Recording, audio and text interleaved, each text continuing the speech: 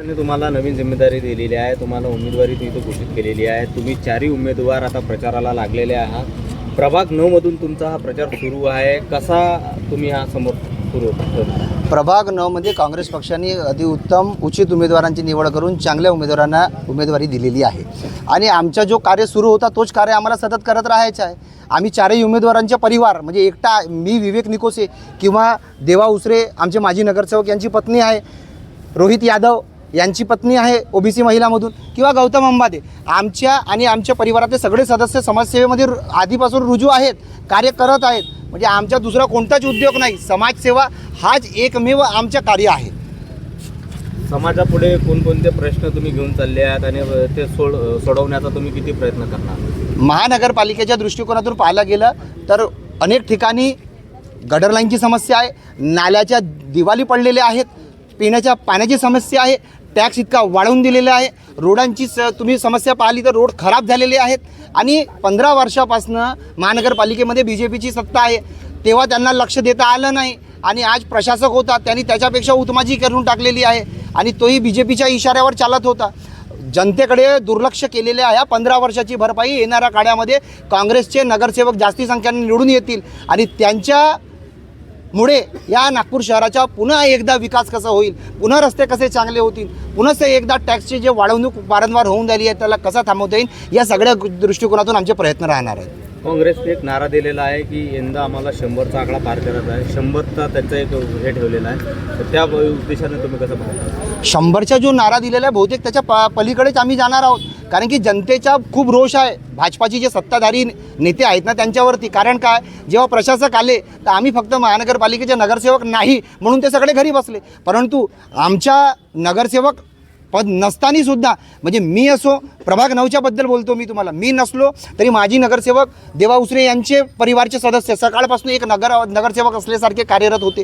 आंबेडकरी चळवळ असो कुठलाही कार्य असो त्या सगळ्या कार्यामध्ये आम्ही आपलं योगदान देत आलो. गौतम अंबादे समाजसेवामध्ये सकाळपासून रुजू ठेवलेलं आहे सगळं आपल्याला.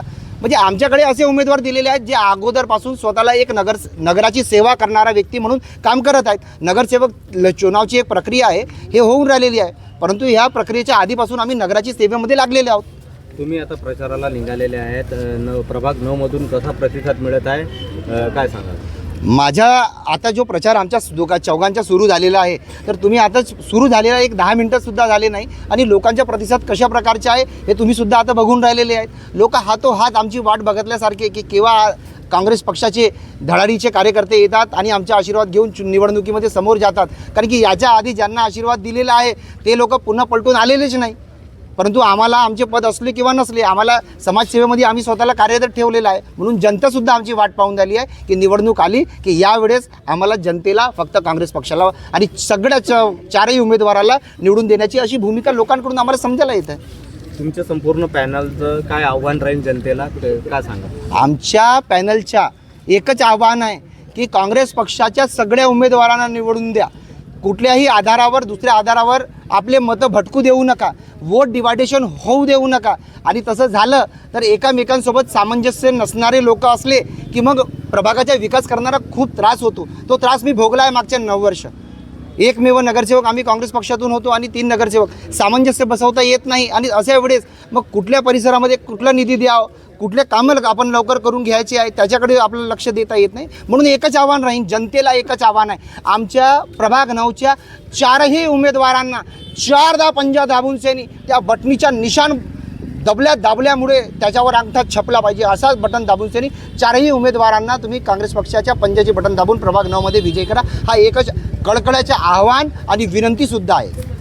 के बारे में मेरा ये कहना है, पहली बात तो मेरा नाम प्रशांत उके है और मैं नागपुर शहर कांग्रेस कमेटी सचिव हूँ और प्रभाग क्रमांक 9 से हमारे जो उम्मीदवार है चारों, विवेक निकोसे जी और देवा दूसरे जी की मिसेस है, रोहित भैया जी की मिसेस है और गौतम अंबादे जी है.